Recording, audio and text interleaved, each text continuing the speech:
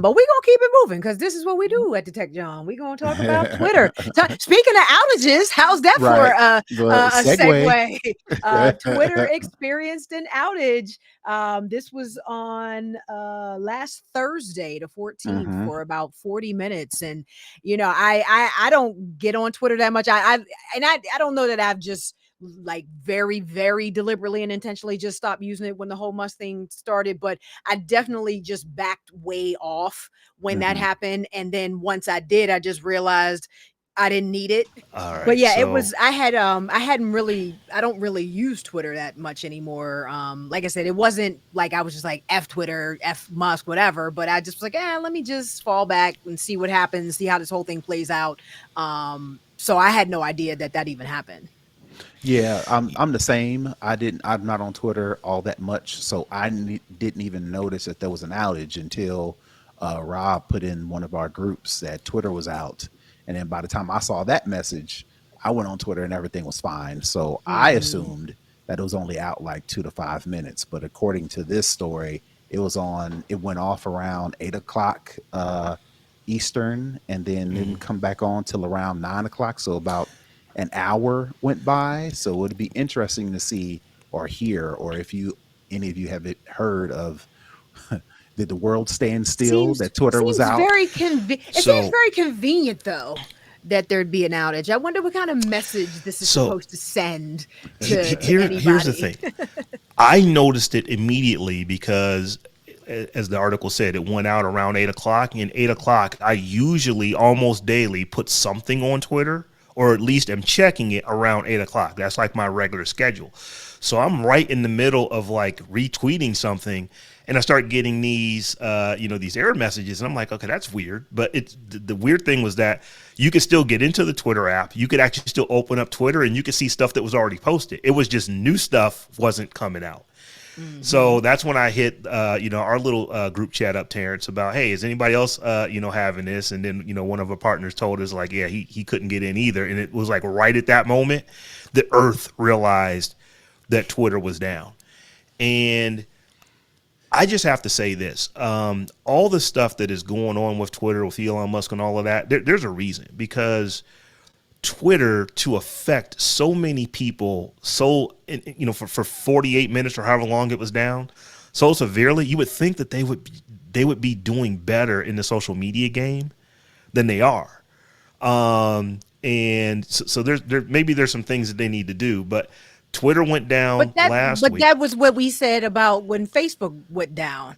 And it was like, why aren't they better at redundancy? They should know how Yeah. to do this. They should really, you know what I mean? Like what happened, blah, blah, blah. And to be So, fair to Twitter, this one wasn't nearly as bad as that. It was only 40 minutes that Earth couldn't talk through their favorite chat app to send news and stuff like that. But what I thought was interesting was that the previous week, Twitter, they have an actual email list service application called Review. It's kind of like if anybody's ever heard of Substack, it's kind of like that. But basically, you can sign up a free newsletter on this thing, Review, and it's actually integrated into Twitter. It went down, the week before this for well over 24 hours. I mean, it was down. And what was really interesting, that even though they were having DNS issues, you would think that a company the size of Twitter would have the ability that even if they're having nightmarish DNS issues, that they could at least post up a page and say, hey, we're having issues, so that people just don't go and see like a 404 error or whatever it was that people were getting when this service Review was down.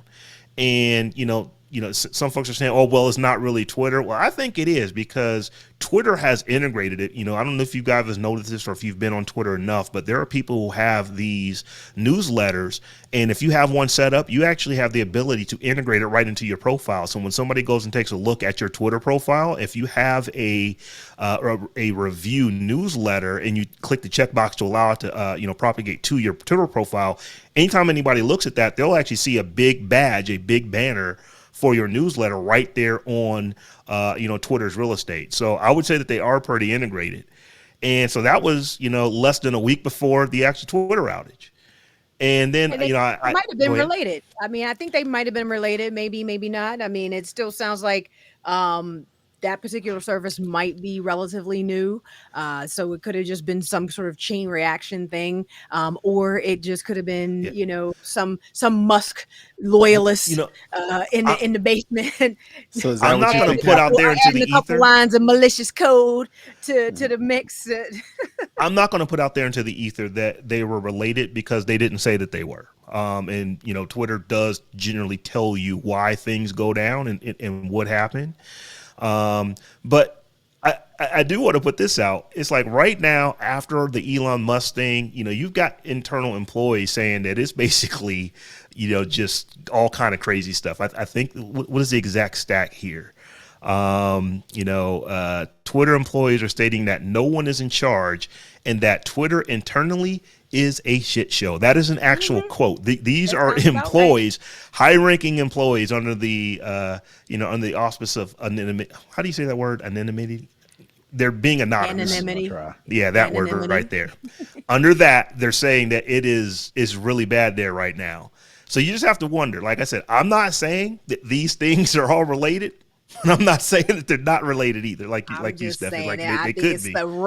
some rogue employee is just like, F it. You know what I mean? I'm going out in the Mhm. blaze if I have to, like Tupac and Juice, and creating havoc just for havoc's sake. Yeah, and like I said, it's Twitter for me Or is I think, going. even though, and I hate to burst in here, but I just got another conspiracy theory. Or I think it could, honestly, the way Elon Musk operates at this point, it would not surprise me if there was a plant in the company that was doing this to further bolster his defense that the company is not purchasable. I mean, he's been coming up with this laundry list of reasons why he can't buy this company. It started with the bots, but it has morphed into the layoffs and other things. I think as he starts to try to build his case for why this company is not purchasable, this would play very well into that. So it wouldn't surprise me if this was all, like I said, part of his evil plan as he sits at home, petting his cat. This would not surprise me at all. But so one of the interesting things that I saw from this, and this is why I think Twitter should be probably bigger than they are, mainly because I like Twitter and it is my primary social media. But there was a person, I'm not going to necessarily say their name for, good or not a good or bad thing, but they just said, so now that Twitter is down, they said this on, I believe, their WhatsApp thread where they have hundreds of people in a particular thread on WhatsApp. So now that Twitter is down, what are we going to do? And somebody said, let's start a Discord. And they started a Discord, and within an hour, of starting that Discord, like around 8:30, that morning, at like 9:30 that morning, they had a Discord with like 2,300 people on it. And it's like, so, can you do other stuff? Yeah. And people are saying, oh, well, do you want to put all your, your eggs in the Discord basket? And it's like, the point was, well, Discord is up right now. Twitter's not. So it's like, what difference does it make where I'm putting my eggs? But it just goes to show this, like when you have these big social media platforms that Earth uses, when they Too go big to down, fail. it is absolutely disruptive, and people are literally starting Discord channels so that they can actually still have their conversations the way they used to have them. So is it disruptive in the sense that things will, well, not things. Is it only disruptive because we have trained ourselves to be somewhat reliant on Twitter? Twitter is not a power plant. Twitter is not a system of government. It's not a Twitter is water not, purification No, it's facility. not some I- economic I'll I'll financial give you center. It's I'll not give any you a of those things. juxtaposition. It's a meaning, it's a means for communication. Just like you said in your previous statement, we will find a way to Mm-hmm. communicate. We'll jump off of Twitter, get on Facebook or Discord or something else out there. So while Or this was maybe a just pick up the disturbance, phone.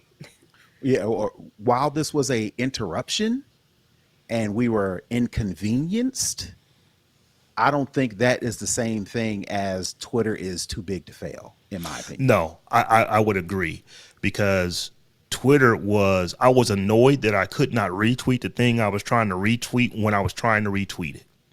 If you go back to that Rogers Telecommunications outage last week, people couldn't call 911 when they needed the popo. Right. They couldn't call 911 because their crib caught on fire. They, you had, a concert that had, tens of thousands of tickets sold. Nah, we're going to just not do this concert because we think it's unsafe because so many people don't have cell coverage. So that's not the same thing. Yeah, once again, we're talking about, less than an hour of Twitter being down. But even if it would have been down for the amount of time that Rogers was down, I don't think that you would have had essential services affected by it in the same way that when, so we really can't get to the internet right now. No kind of way. You wouldn't have been able to talk to the American Airlines chatbot about why your flight was late. So that was pretty much it. So so I'm glad that you did want to point out the differences in those things. Yeah, this was an annoyance. That was, I can't remember what the exact quote was, but I think that Reuters, I'm saying it right this week, Stephanie. I think Reuters actually coined it as a interruption to everyday life or something to that effect. It was like, significant, the way that they were actually putting it out.